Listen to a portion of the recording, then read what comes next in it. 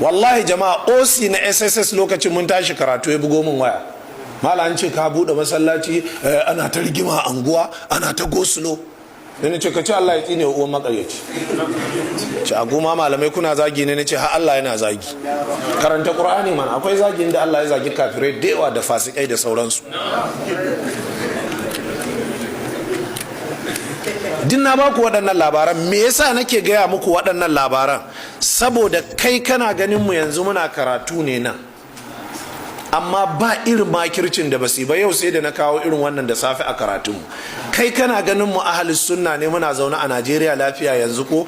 ka je ka binciki iyayen can namu da malaman mu, su ainihin Abubakar Gumi, su Bawo mai shinkafa, su Sama'il Idris, wannan bala'i ne ba su fuskanta ba, wannan ɗauri ne, wannan zalunci wacce kora ce ba, sannan da a wasu sunna ta kawo yanzu.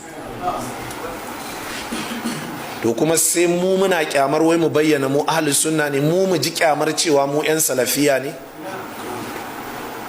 dan me abinda akan shi aka ƙi jinin mu, aka wulakanta mu, aka tozarta mu, aka yi mana diccin mutunci. da gidajen karuwai na zo na gina a anguwar, kana ji ba sarauta za a bani ba? wallahi sarauta za a bani.